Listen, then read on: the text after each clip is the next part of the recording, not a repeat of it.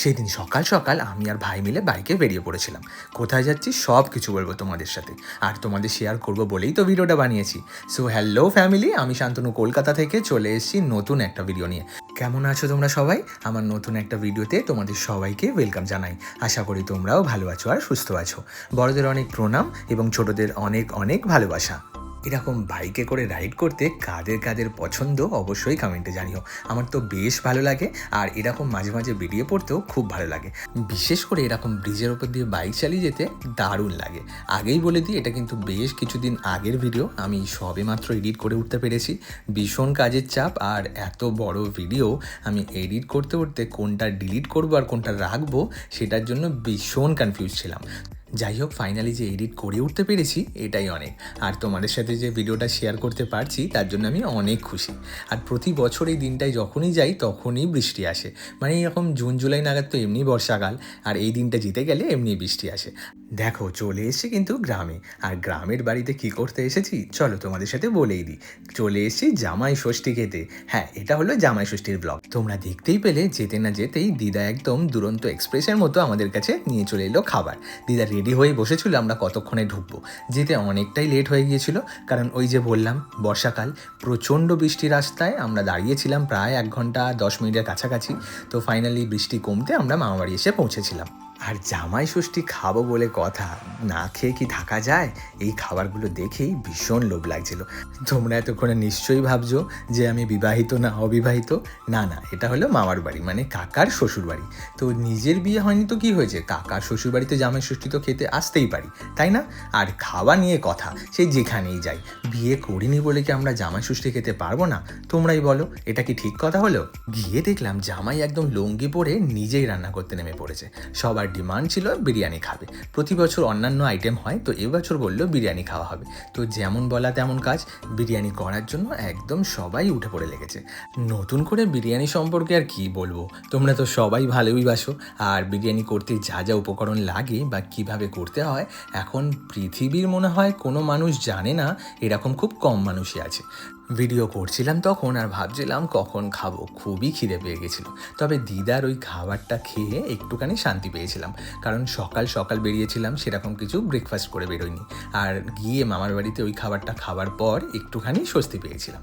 আর তার সাথে কিন্তু কাঁঠাল ছিল, সিজনের প্রথম কাঁঠাল কিন্তু মামার বাড়ি গিয়েই খেয়েছিলাম। চলো, এবার তো কাকারা রান্না করছে, আমরা একটু ঘুরে আসি। প্রতি বছরই তোমরা আগের বছরের ভিডিও যারা দেখেছো তারা জানো যে আমরা মাঠে ঘুরতে যাই, আর সাথে ভাইরাও কিন্তু পুকুরে চান করতে যায়। তবে এবারে যে এরকম বিপদে পড়তে হবে সেটা আমি স্বপ্নেও ভাবিনি। গিয়ে দেখছি প্রচণ্ড জল কাদা, আর মাঠের চারিদিকে জল ভর্তি।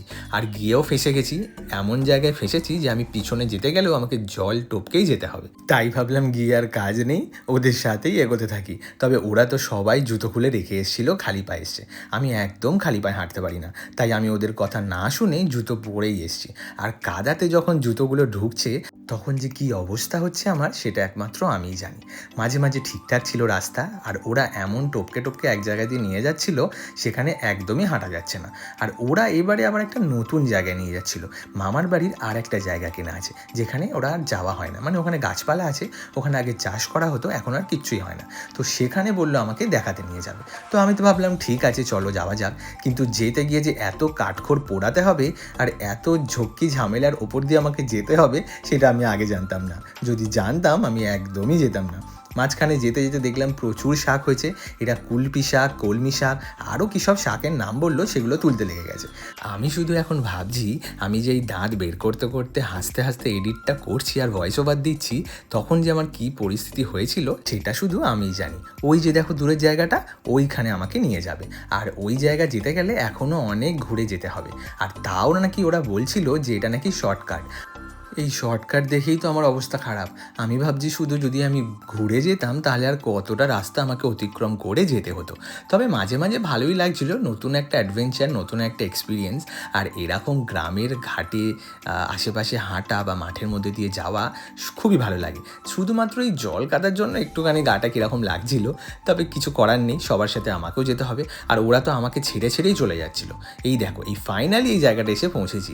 এটাই হলো মামার বাড়ির আর একটা জায়গা যেখানে আর আসে না ওরা কেউ, এরকম জঙ্গল হয়েই পড়ে আছে। আর যত গাছপালা আছে বা ফল হয় সেখানে সবাই চুরি করে নিয়ে চলে যায়। যখন দাদু বা মামারা থাকতো, বড় মামা, তখন এখানে চাষবাস করা হতো। এখন আর কেউ যায়ও না আর চাষবাসও করা হয় না। তাই যথারীতি কেউ না থাকলে যেমন হয় আর কি, সবাই যে যা পারছে চুরি করে নিয়ে চলে যায়। আর তার মধ্যে এখানে এসে দেখছি এরা মাটি খুঁড়তে শুরু করে দিয়েছে। তো আমি ভাবলাম এখানে আবার কি হয়েছে, এইসব নোংরা জায়গায় মাটি খুঁড়ছে, তাও আবার হাত দিয়ে। মানে আমি তো যদি এখানে হাত দিই তাহলে আমার অ্যালার্জি একদম বাঁধা। এইসব নোংরা থাকলে আমার ডাস্ট অ্যালার্জি আছে আর আমি চাপে একদম শেষ।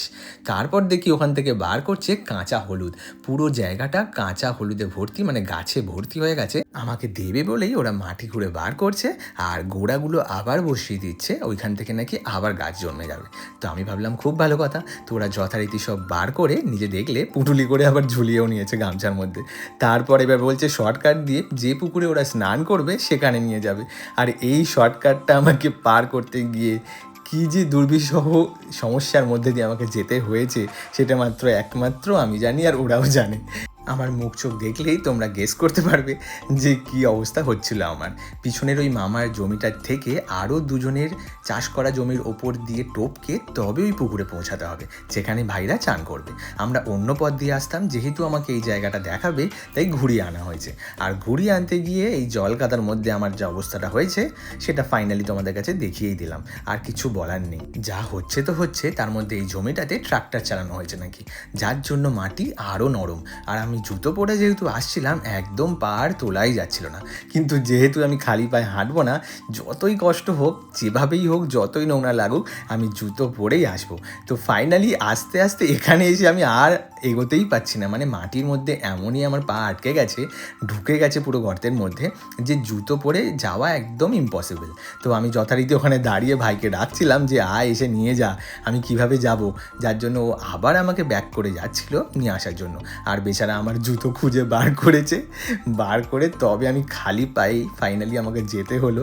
আর তারপর খালি পায়ে ফিলিংসটা আমাকে আর জিজ্ঞাসা করো না, যে কাদার মধ্যে দিয়ে আমি গিয়েছি। মানে আর সেকেন্ড টাইম আমি যদি বৃষ্টির মধ্যে ওখানে যাই তাহলে নমস্কার, আর নয়। এবারে যা ফেসেছি আর সেকেন্ড টাইম একদমই নয়। ওই কাদার মধ্যে দিয়ে কোনো রকমে আগে আগে যেতে চাইছিলাম, যাতে গিয়ে ওই পুকুরের সামনে উঁচু জমিটায় গিয়ে পৌঁছাতে পারি। আর বেচারা ভাই আমার জুতোগুলো হাতে হাতে নিয়ে যাচ্ছিল যাতে আমি তাড়াতাড়ি যেতে পারি। তো যাওয়ার পর ফাইনালি ওখানে গিয়ে পৌঁছালাম।